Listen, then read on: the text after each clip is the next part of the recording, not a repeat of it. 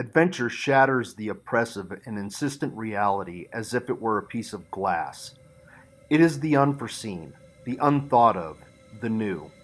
Each adventure is a new birth of the world, a unique process. How can it fail to be interesting?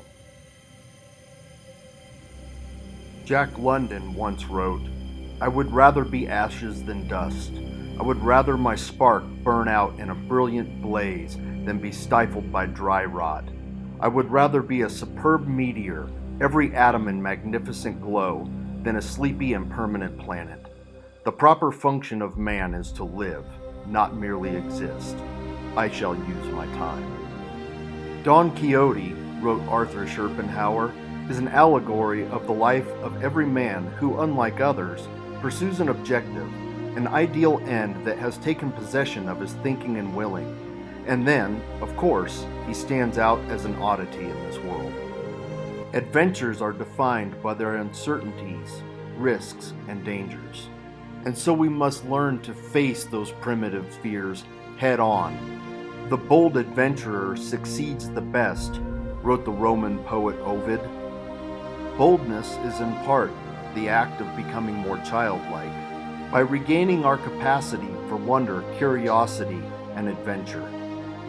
"Those who approach life like a child playing a game, moving and pushing pieces, possess the power of kings," said Heraclitus.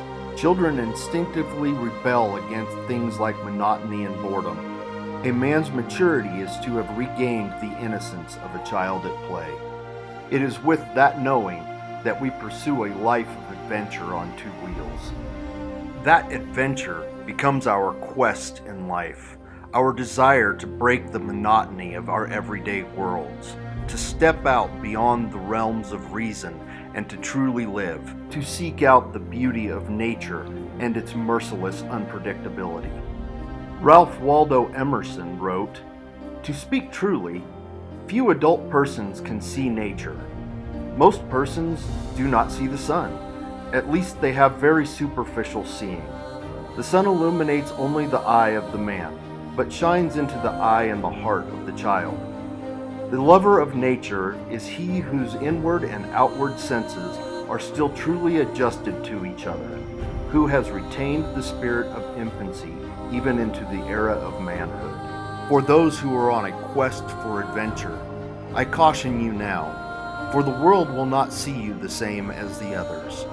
They will envy you, for you alone have had the courage to step outside of the status quo, to live, to experience, to understand the true feelings of triumphs and sorrows, to have breathed air in corners of the world that few will ever know exist.